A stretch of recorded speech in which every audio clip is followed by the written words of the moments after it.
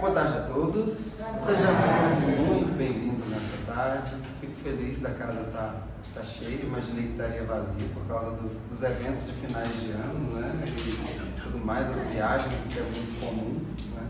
A gente fica muito feliz que tem pessoas que querem estar aqui, né? E que querem poder compartilhar esses momentos, né?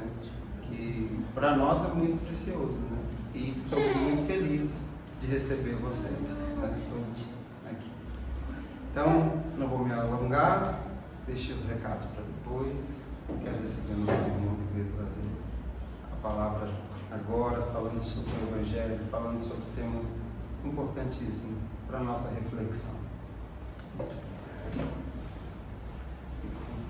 Mais uma vez, né?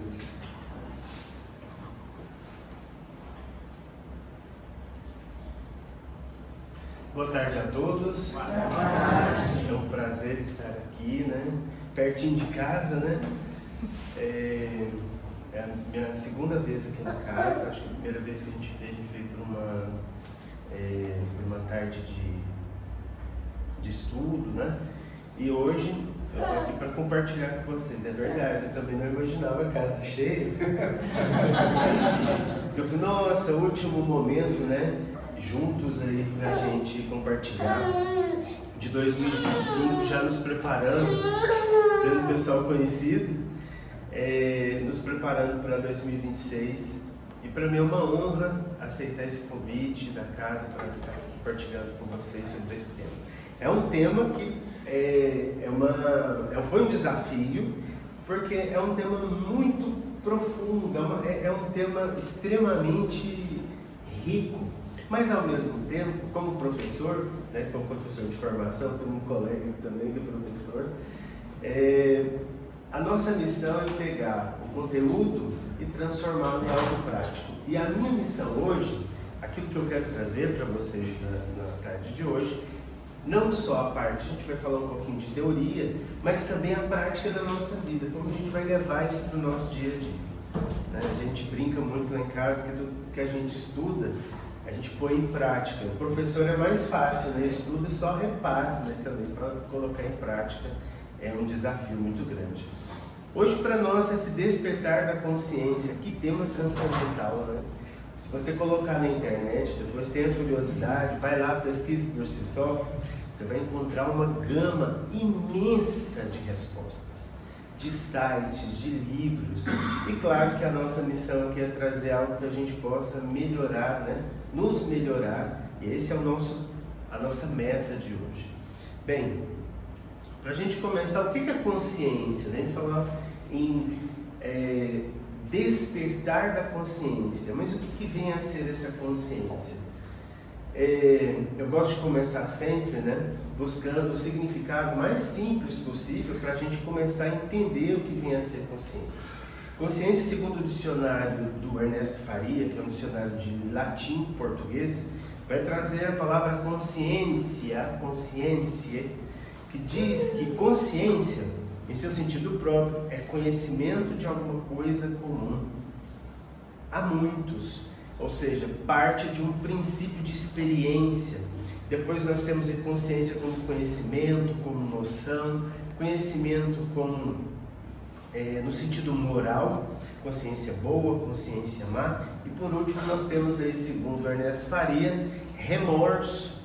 Nossa, me pesou a consciência, não é? Às vezes acontece. Mas para a medicina, para o tema que eu gosto muito de brincar, eu converso muito com bastante gente da casa sobre isso, que é sobre a ciência. E para a medicina, consciência é o estado do sistema nervoso central que permite pensar, observar e interagir no mundo exterior, ou seja, estar com as qualidades ativas para perceber o mundo à sua volta.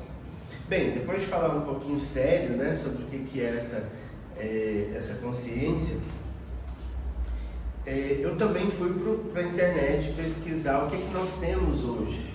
Recentemente eu li um livro que eu compartilhei com a minha esposa e depois com Andréia e Yasmin, que se chama O Último Segredo, O Segredo Final. Foi escrito pelo Dan Brown, é ficção, mas uma coisa que mais me chamou a atenção é o último livro da sequência, A minha esposa estava lendo um episódio, né, amor, do texto, e eu vou ler o último, que eu já tinha lido todos, e fiquei, nossa, você tem que ler esse, que é muito interessante. Por quê?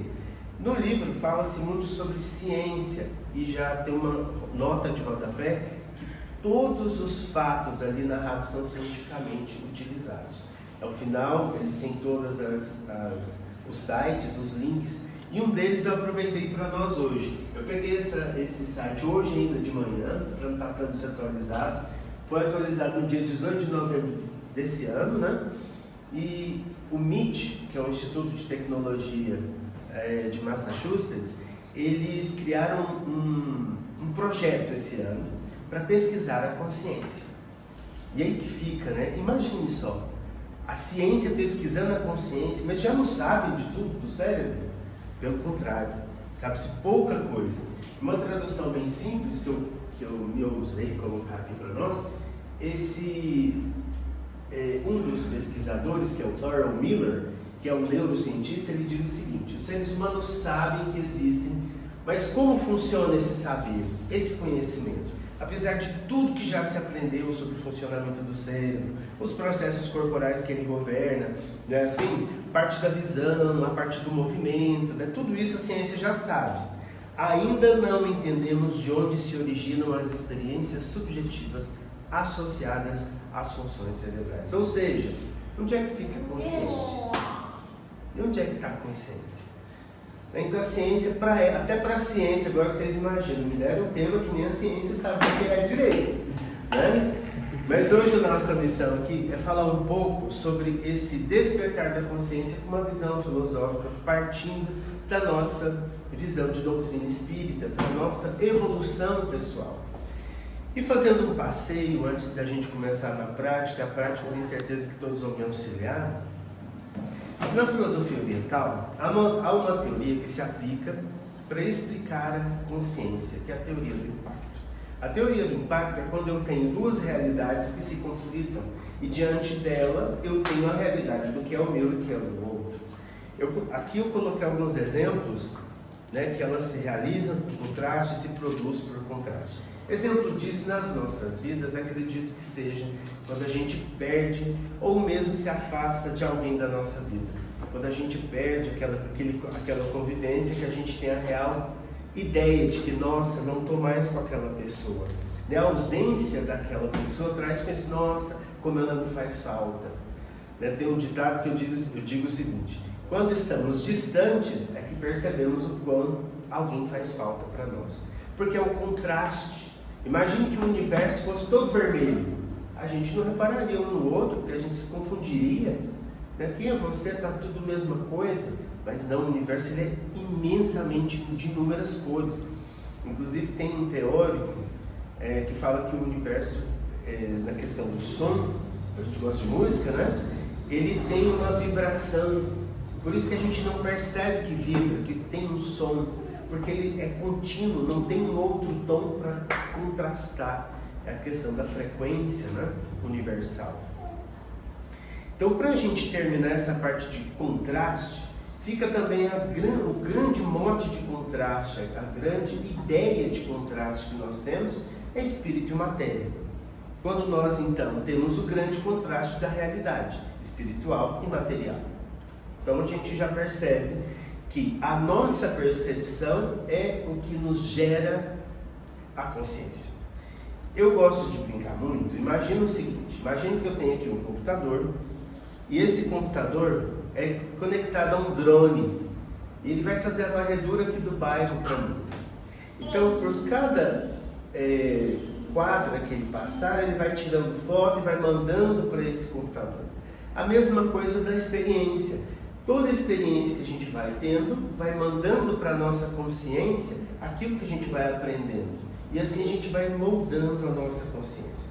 Para que tudo isso?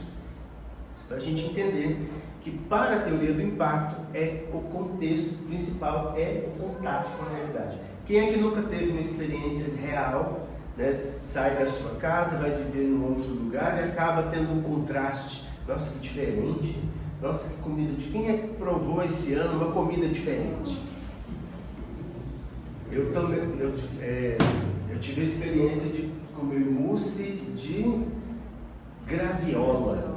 Que delícia, diferente, né? Porque graviola tem um sabor, não é diferente, a gente já viu mousse de maracujá, mousse de morango, mas de graviola foi novo para mim. Você tem um contraste do que era o mousse e agora, nossa, que diferente o sabor. Isso também nos ajuda. Outro ponto é que na filosofia ocidental, fala que a consciência, ela se percebe de dentro para fora. E esse despertar da consciência se dá em 3 esferas: o eu, o nós e o todo. Hoje, gente, eu não vou falar das 3 esferas. O que nos compete hoje é só a primeira mesmo, mas eu vou pincelar sobre as 3. A primeira esfera é sobre o eu, os nossos problemas, as nossas necessidades primárias, não é? A nossa questão da sobrevivência, aquilo que a gente faz para viver e aquilo que a gente faz para transcender. Daqui a pouco a gente vai falar só sobre esse ponto. A segunda esfera é o nós, são aqueles que compõem o eu.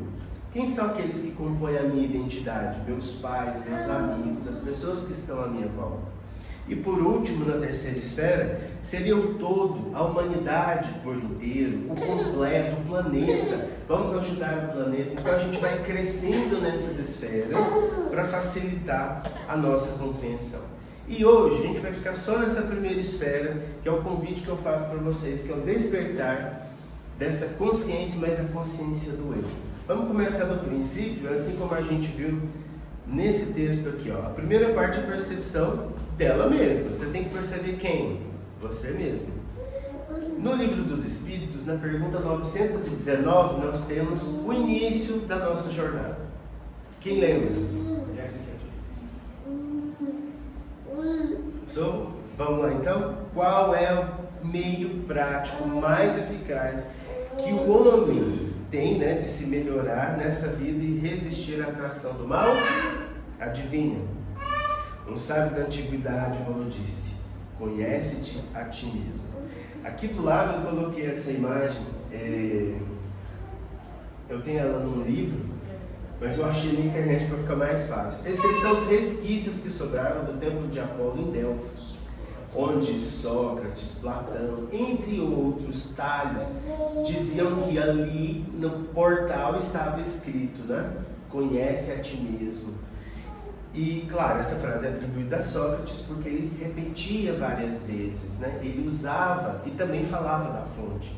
Então conhecer a si mesmo é o primeiro passo. Por isso a primeira esfera, despertar da consciência, parte de nós, dessa percepção que nós temos. Vamos agora sair um pouquinho da nossa percepção da doutrina espírita e entender o que veio antes dessas ideias. Muito antes, quando a gente fala sobre o corpo dos 4 elementos. Então nós temos nessa parte, até fiz uma anotação que é um pouquinho longa, então nós temos aí os contextos clássicos da Pérsia, da Grécia, do Japão, Tibete, Índia. Todas essas culturas já traziam a ideia dos 4 elementos. Vocês lembram dos 4 elementos, né? Os básicos da natureza. Quais são?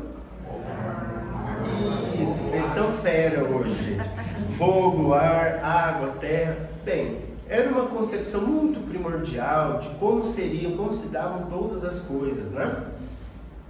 E aqui eu coloquei para nós, só para a gente entender como funcionaria então essa progressão da nossa consciência. A primeira, do corpo físico, no plano mais básico da nossa vida, onde se encontra a base, né? A questão da sobrevivência, da alimentação. O segundo é o corpo energético.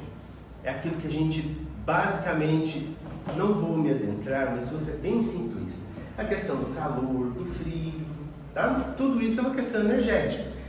Eu lembro do meu curso de computação, muitos anos atrás, que o meu professor falava, olha, quando você for limpar tal parte do computador, não use as suas mãos, não toque nessa peça, porque a energia do seu corpo pode queimar esse dispositivo.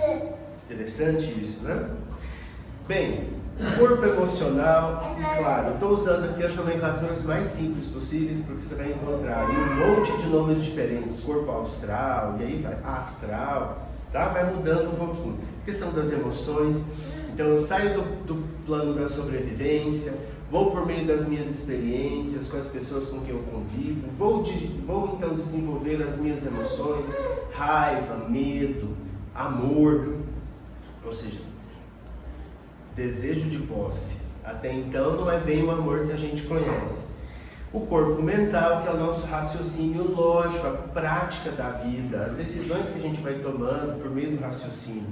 Bem, esses eram, até então, a parte que eles dividiam o corpo, né, do ser humano, de nós, como humanidade.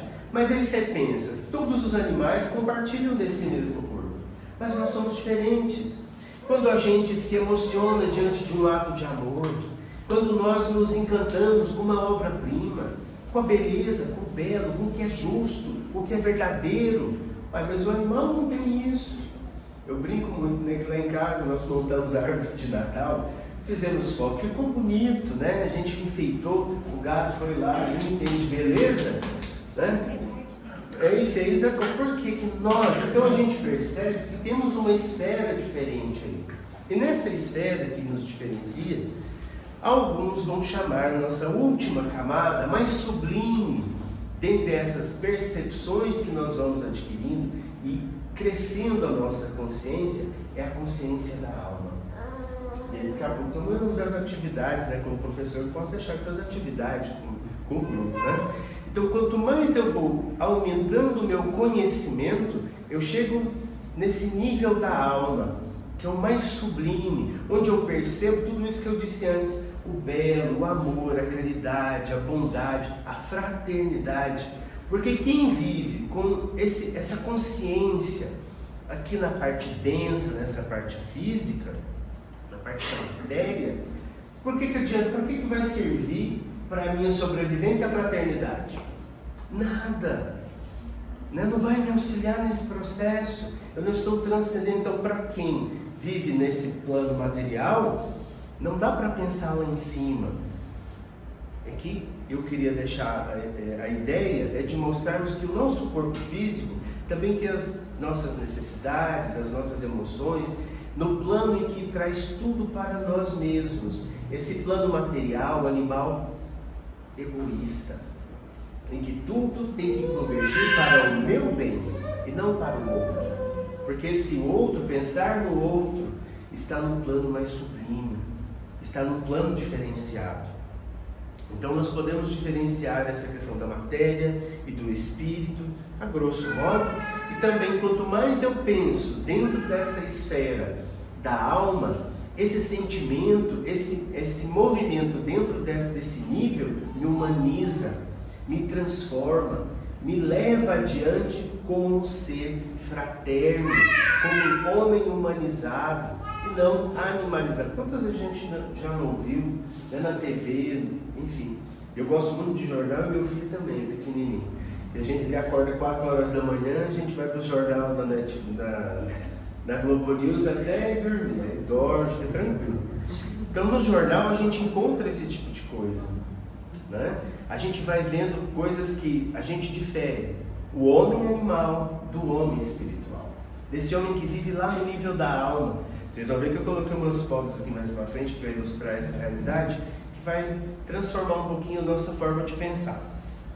Por fim, antes dessa parte teórica mais puxada, nós temos uma frase formidável que diz o seguinte. Eu vou fazer o contexto, mas é só para a gente entender melhor. Jesus fala para os discípulos que falsos profetas iriam aparecer. Muitas pessoas iriam falar várias coisas. E aí Jesus diz para eles: pelos vossos frutos os reconhecereis. E aqui agora vem a nossa atividade. Exemplo. Como eu sei se eu estou com a minha consciência na parte material ou na parte da alma? É quando a gente tem perguntas das mais simples. Diante de uma situação, diante de alguém, diante de algo que esteja acontecendo, eu me pergunto, como é que eu posso me beneficiar? Essa é uma pergunta diferente. Essa é uma pergunta de que plano? Material ou da alma? Material. Porque eu estou buscando algo para mim. Diante de uma situação, como eu posso tirar vantagem disso? Como assim tirar vantagem disso? Existe ali uma dor, um momento triste, como é que eu posso aproveitar desse momento? Esse pensamento é da matéria ou da alma? Da matéria. E por último, com aquela pessoa pode trazer que benefício para mim? Uai, isso é matéria ou na alma? Da matéria. Como que eu posso converter essas frases aí? Como eu posso beneficiar essa situação? Como eu posso melhorar aquela situação? O que eu posso contribuir com aquela pessoa, com aquele amigo que está passando por uma dificuldade? Ou mesmo em casa, como eu posso auxiliar a minha esposa? Como eu posso auxiliar os meus filhos na tarefa de casa? Ou seja, eu saio da minha necessidade básica e penso lá em cima, com esse sentimento sublime. Eu gosto muito desse. Então, a gente já sabe. Qual que é a nossa meta? Manter a nossa consciência o maior tempo possível lá no nível da alma. Então, saímos desse pequeno eu, do homem material, para o homem espiritual. Eu gosto muito do termo Atma, porque quando a gente vai pesquisando outras culturas, a gente encontra um monte de palavras que vão nos esclarecendo melhor o que seria essa palavra. Todo mundo já ouviu falar de alma, né? Mas o que é essa alma? Não, os fulano estão falando assim, sem alma, sem vontade. Ou seja, parece que não é do fundo, que não tem um propósito maior. É só meramente uma atividade que ele está realizando. E a consciência deve subir para esse plano. Já sabemos onde temos de chegar, já sabemos qual é o nosso destino e a nossa referência. Certo? Então existem todos esses planos físicos, as nossas necessidades. Então, o nosso convite é trazer a nossa consciência lá para cima. Bem, e como que a gente pode aperfeiçoar? Vamos começar agora para a parte prática. A gente viu, né, essa parte mais densa, esse tanto de conhecimento, mas o que a gente pode fazer no nosso dia a dia? Na prática, acordar cedo, tomar café, ir para o trabalho, receber no final do mês, pagar as contas. O que mais? Só isso tá bom? Vamos ver, vamos pensar aí. Como aperfeiçoar esse relacionamento consigo mesmo? Ou seja, nós estamos agora trabalhando atividades para nós nos desenvolvermos como seres humanos, tá? Para a gente servir melhor a humanidade. E primeiro, nos conhecendo. De que maneira? Confiar nas leis da vida e alinhar-se com elas. Quando a gente fala sobre isso aí, eu gosto muito de lembrar que a vida é cosmos, a vida não é caos, nada acontece por acontecer. Eu tenho que entender que a vida, quando nos oferece uma situação, é para que a gente saia daquela situação com um aprendizado. Todas as vezes que eu percebo, a vida é um caos, isso não funciona, não dá, com pessimismo, a gente se coloca no papel de vítima. Ou seja, estou culpando algo, então eu não estou entendendo como a vida funciona. Perceber esses ciclos, perceber essa condição. Eu costumo dizer que tem gente que, às vezes, né, como eu dou aula, muitas coisas acontecem e as pessoas nos questionam. Né? Às vezes a gente sai do campo da minha expertise, que é o caso inglês, e a gente acaba falando sobre coisas da vida. Né? E aí, como que fica? Teve um aluno que me perguntou, mas por que essas coisas acontecem com a gente? Pandemia, como é que Deus permite que isso aconteça? Então, claro que eu não fui lá perguntar para Deus, não tinha como, não é uma possibilidade. Mas no dia a dia a gente vai percebendo. Essa semana me aconteceu uma coisa muito engraçada. Quando eu estava lendo sobre esse fato, nós temos 5 cães e uma cachorra com quantos filhotinhos? 9. Com 9 filhotinhos paridos. Beleza, né, gente? Olha que legal. Vida, é uma festa lá em casa. Mas eu tenho 4 que ficam pro lado de fora. Então, essa que está com os filhotinhos fica presa lá, mas a outra, os 4 ficam soltos. E um deles, que é o meu favorito, o Baldolino, ele pegou uma escova de limpar tapete e comeu ela, metade dela. Eu briguei com ele, expliquei para ele, não pode, tirei e coloquei onde ela deveria ficar. Ele olhou para mim, tipo assim, sim, com aquela cara de indagação, sabe? Tipo assim, que diferença faz? Ela está aqui no chão, ela está aí em cima.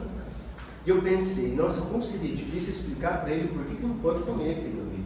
Porque ele teria que falar a língua dele, ele teria que entender conceitos que ele, como animal, não tem como entender. Então vamos fazer o seguinte: Valdolinha, segue a vida, eu te amo, eu cuido de você e vamos embora. A mesma coisa com Deus. Eu fico imaginando na minha pequenez, na minha simploriedade de vida, né? Sendo simples, né? Que por mais que ele falasse português, ele viesse e me contasse por que as coisas acontecessem, meu filho, não dá para te explicar. Vive, eu te amo, você segue e vamos embora. A vida é entender esse ciclo, né?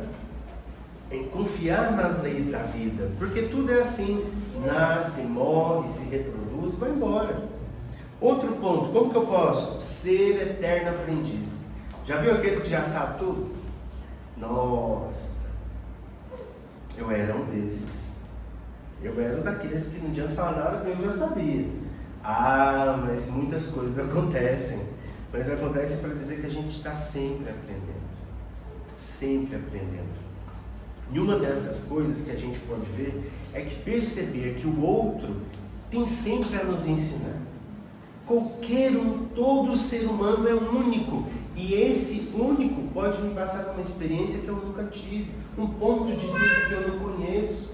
Por mais, eu vou ouvir, por exemplo, uma palestra, mas eu já ouvi esse tema. Não, beleza, é outra pessoa, é um outro ponto de vista, é um outro momento.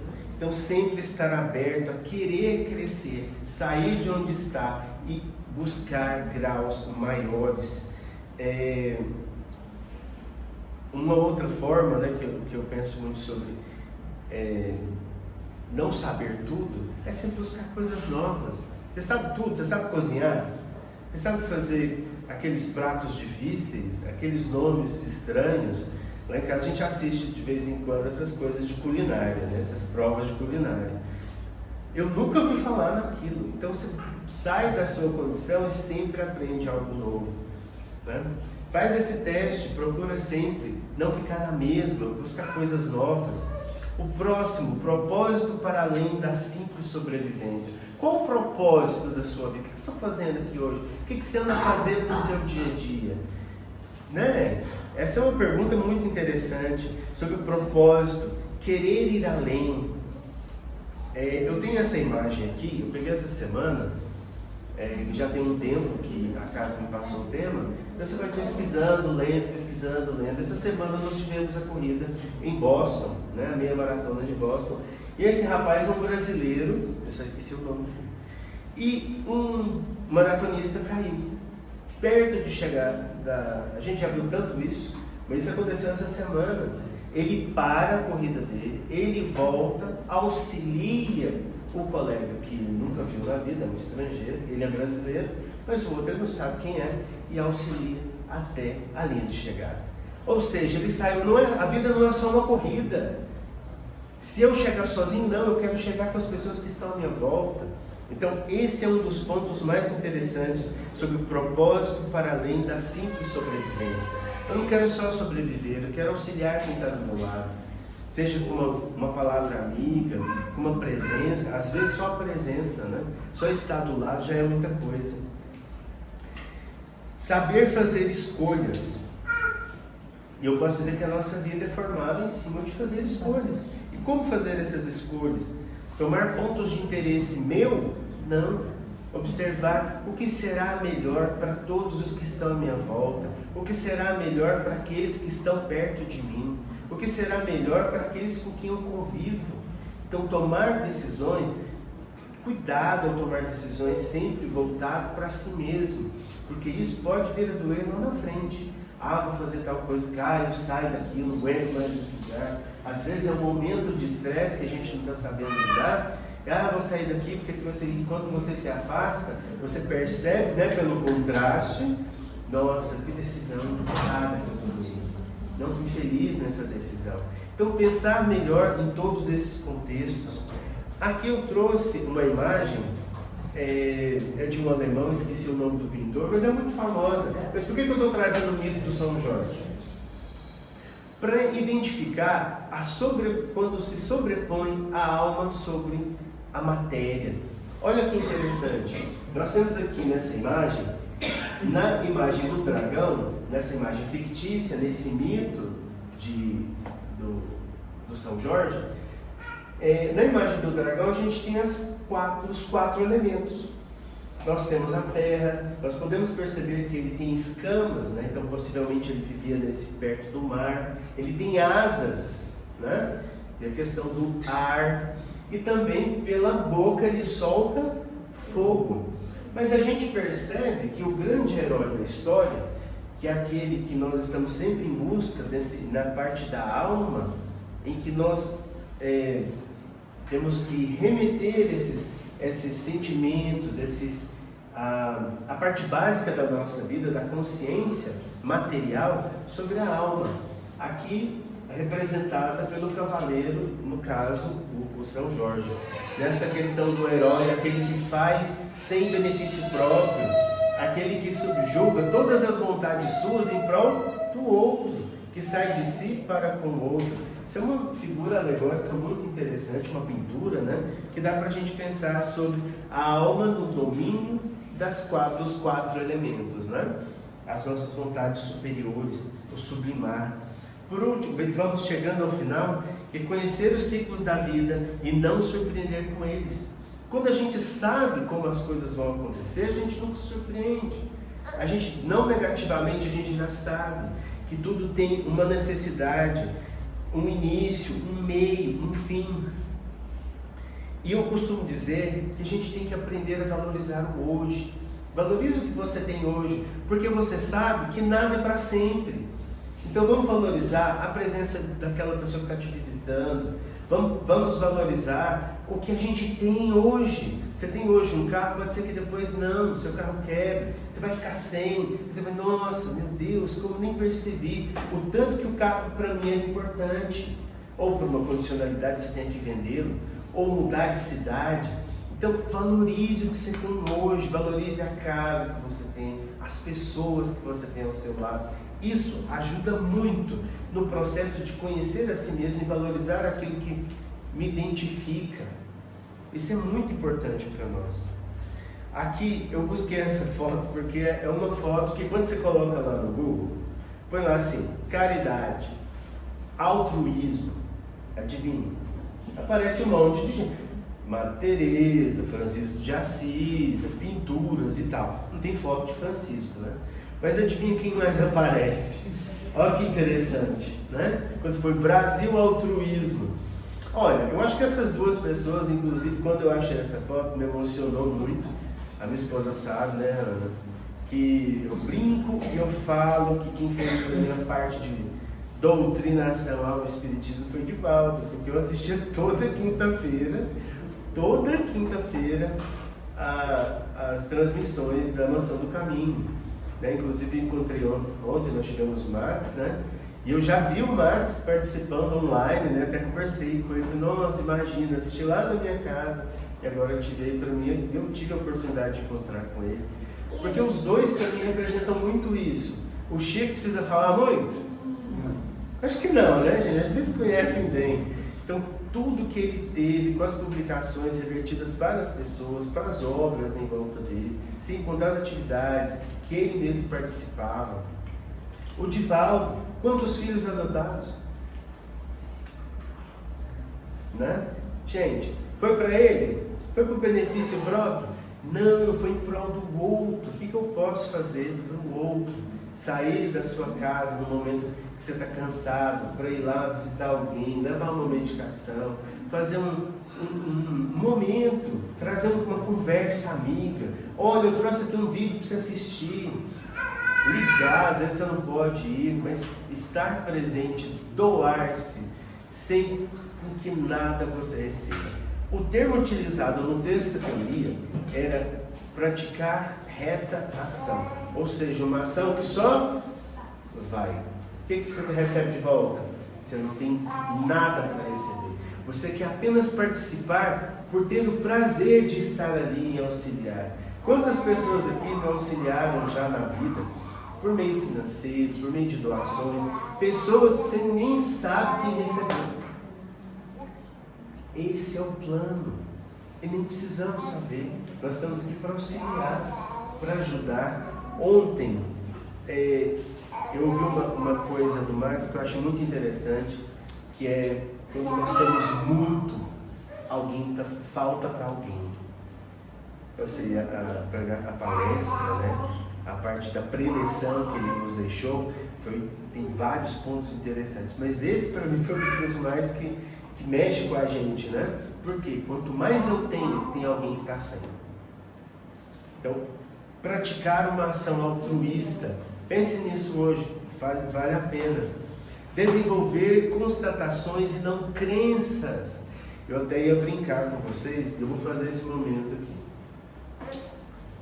Eu tenho nas mãos um relógio, né, gente? Por favor, acho que é um relógio. Eu coloquei ele no meu bolso. Vocês acreditam que eu tenho um relógio no bolso? Não, você não precisa acreditar. Você sabe que eu tenho um relógio no bolso. Você constatou, você viu. Mas imagine que agora entra aqui uma pessoa e eu falo para ela: você acha que eu tenho um relógio no bolso? Você acredita? Ah, não, eu acredito no que você está dizendo. Não acredite. A questão não é só acreditar. Uma das coisas que mais me chamaram a atenção quando eu conheci a doutrina espírita, eu estou conhecendo e vivenciando a doutrina na minha vida, é a questão de ir atrás, pesquisar. Porque o codificador, ele fez isso. Gosto muito de lembrar que ele era professor também, né? Nós, professores, estamos muito bem representados, né? Ele foi atrás, ele pesquisou, ele fez, pelos modos mais científicos possíveis, as anotações sobre os fenômenos. Ou seja, vai atrás por si mesmo, pesquise. Eu coloquei aqui uma imagem de uma criança. Existe um ser mais curioso do que a criança? Não. Que nós sejamos como crianças, que quando disserem algo para nós, pesquise, vá atrás, estude, não tenha nenhum tipo de receio contra ir atrás daquilo que você está pesquisando, ok? Converter problemas em provas. Quem não tem problema na vida, parabéns, felicidades, viu? Porque esse é o grande mote da nossa vida. Pensa o seguinte: tem gente que diante do problema fica desesperado, pensa que é uma prova. Para que serve prova na escola? Para te colocar no nível acima. Eu gosto muito de brincar e falar assim, que quando você já sabe, nada é difícil. Então, é uma prova. Você sabe que é uma prova que você está fazendo. Você sabe que é difícil. Dá uma tristeza, dá angústia, frustração. Às vezes você chora, às vezes você tenta desistir do que você está fazendo, dos seus projetos. Mas lembre-se, está difícil. É uma prova. Aquilo está difícil para te levar para um nível acima. E nunca estar ali nesse nível estagnado, parado. Ah, não, eu vou desistir por aqui, está muito difícil. Então, dificuldades são provas. Pense que não existem problemas. Elas estão aqui para te elevar, para te trazer do nível em que você está para um nível maior. Ter dignidade, respeito por si próprio. Quer um exemplo? Falar a verdade para as pessoas que estão à sua volta. Você tem que falar, ela vai ficar com raiva. Então, respeita a si mesmo. Fala, não vou me magoar, eu não vou causar confusão, eu vou pela tangente, faz uma brincadeira, leva na esportiva, transforma esse momento. Ou seja, ter dignidade, respeito consigo mesmo, não é você se esquivar da realidade, é você driblar aquilo que basicamente vem de frente, sai de lado, faz uma brincadeira, ou mesmo não comente, guarde para si. Ah, mas a pessoa merece ouvir a verdade. Olha, ela pode até merecer, mas eu não mereço me machucar. Eu sei que vai ser difícil para ela nesse momento, não é? Então, respeite você mesmo, não vá além. Olha, isso daqui para mim é um pouco mais difícil, mas vou no meu tempo. Não espere ser julgado por aquilo que você está fazendo. Quantas vezes a gente está fazendo uma coisa, eu fiz algumas anotações aqui, e esse é um dos pontos mais interessantes, né? Quando a gente está fazendo algo, alguém vem e fala, não está bom, está ruim, ou seja, te julga de alguma forma. Aceite e respeite você mesmo. Foi o que você conseguiu fazer, o seu melhor naquele momento. Né? O Mário Sérgio Cortella sempre fala, né? Eu fiz o meu melhor nas minhas condições, no meu tempo. Então aceite, respeitar a si mesmo, sem julgamentos de si próprio. Ficar atento entre luta com o eu inferior com o eu superior. Gente, estar em luta constante. O próximo é esse. Estar em luta todos os dias. Todos os dias sair do plano material, pensar em algo mais mesquinho, mais egoísta, sair dessa esfera, não, vou fazer algo pelo eu não quero nada em troca. Quer um exemplo disso? Nós que somos pais. A maior felicidade que a gente tem, ontem mesmo foi falar disso, quando a gente faz algo por um filho, o que ele vai te dar? Não é benefício. Mas você vê ele sorrindo e ver feliz, é tudo que você quer. É simples, ou seja, lutar todos os dias. Coloquei uma foto que todo mundo conhece, né? Coração Valente, que é uma frase no filme, tem várias, dá para fazer um livro sobre isso, dirigido pelo Mel Gibson, e a frase mais importante, né, que ele fala diante da tropa, que ele sabia que ele estava em grande desvantagem. Imagine que aqui ele está interpretando William Wallace, o cara que lutou pela independência da Escócia. Né? Nós tínhamos um povo extremamente simples, um exército simples, em menor número, diante de um exército extremamente armado, com toda aquela roupagem, com cavaleiros, com armadura e tudo, e eles ali da simplicidade. E ele diz uma coisa que muda a nossa concepção: todos os homens morrem, mas nem todos vivem. Alguns sobrevivem mesmo. Então, lutar para ser melhor é lutar para ser um homem, uma pessoa que vive e não só sobrevive no plano mais inferior.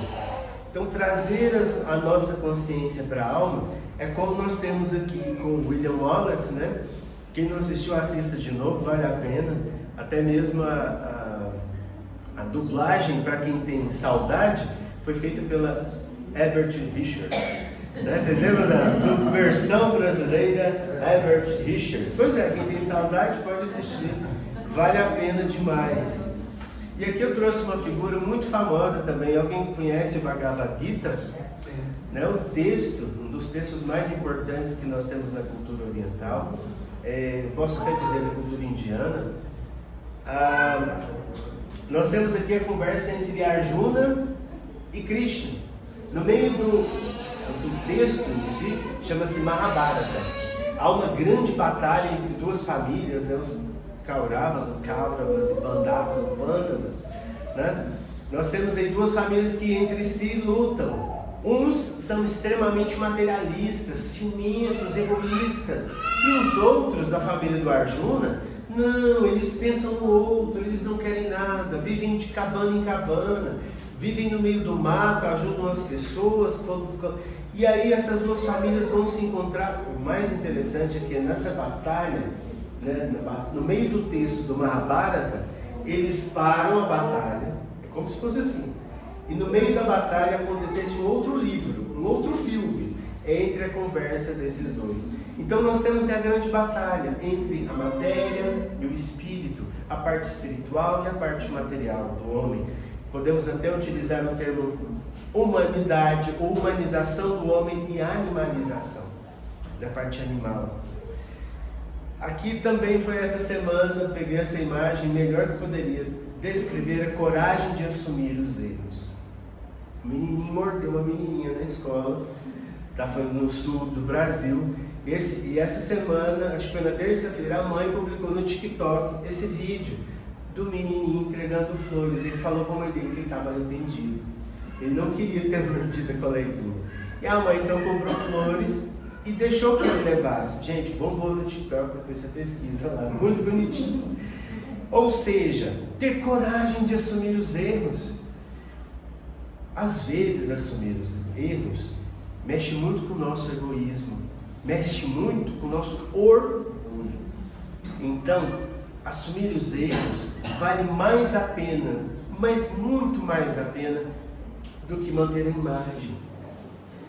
Né? Porque tem muita gente que leva mais a sério a imagem e o orgulho a si próprio do que pedir desculpas, assumir, olha, eu errei, voltar atrás. Então, uma das formas de nos melhorarmos é esse. Aqui nós temos a figura de Rembrandt, né? Acho que todo mundo conhece, a mais famosa de todos, que é do filho pródigo. Coragem de perdoar e de pedir perdão. Retirar esses entraves da nossa vida para que a vida flua, não é? Às vezes eu fico com aquele pensamento, aquele está travado, aquele perdão, não vou pedir perdão, não vou pedir desculpa, eu sou muito orgulhoso. Às vezes eu nem sei que eu sou orgulhoso, mas pelo discurso a gente percebe. E isso às vezes trava a vida da gente, trava o nosso relacionamento, trava o relacionamento na família. Ah, o fulano votou no ciclano, eu votei no outro, não dá certo, ele falou que eu não presto, que eu não... Gente, destrava. Dar esse perdão é um pensamento. Respeitar o pensamento do outro. Lá em casa a gente brinca muito com isso, mas brinca mesmo. Porque a nossa família é meio dividida politicamente. Mas respeitar o outro na sua individualidade me permite também existir. Respeitar a opinião do André significa que eu também posso respeitar a minha. Você percebe que quem não respeita a si próprio, você pode ter certeza que ele não respeita a opinião do outro. Isso diminui muito. Você sabe que alguém... Nossa, mas aquele fulano não aceita todo mundo do jeito que ele é, porque ele se aceita também. Então aceitar, dar o perdão e perdoar-se faz parte desse movimento de elevar a nossa consciência para o nível da alma. E por último, a coragem de enfrentar crises. Se cair, levante-se. Quantas vezes a gente já não caiu e fica ali lamentando, ai, machuquei. Levanta, adiante, não espere que as pessoas venham, que nem vejam, precisa perceber. Caia a ponto de nem o chão perceber que você caiu. Caiu, levanta, vamos embora, segue o bonde. Eu tinha várias imagens, esse menininho foi ótimo. Caiu, tá com a testa machucada, mas como é que tá a cara dele? Tá sofrendo? Passou. Vamos embora, põe o band-aid, segue adiante. Tem um mundo inteiro esperando para que você possa auxiliar. Porque enquanto você está ali no chão, ai, machucar, nossa, enquanto você está na condição de olhar para si mesmo e ver a sua condição pequena, você está deixando de auxiliar quem mais precisa. Essa é uma das coisas que mais mexem com o nosso pensamento de ação dentro da doutrina espírita, porque quando eu fico olhando muito para mim, eu não estou olhando em volta para quem de fato precisa.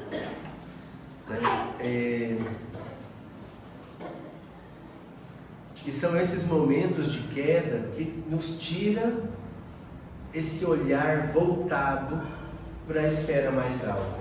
É onde eu penso mais nas coisas mais básicas da vida. Para a gente terminar, e terminar mesmo, eu quero já agradecer muito esse momento, porque falar sobre o despertar da consciência na esfera do eu envolve muita prática pessoal. E eu acho que todos nós aqui estamos em busca de crescimento. Não tem ninguém perfeito ainda, que a gente vai chegar lá. Esse é o nosso objetivo. E uma delas é sempre esse convite que eu faço para vocês. Desperta do que dormes. Eu tive a oportunidade de ler Paulo e Estevão, fazer um grupo de estudo aqui nessa casa. Para mim, eu, a Ana, nós participamos, a gente leu o texto.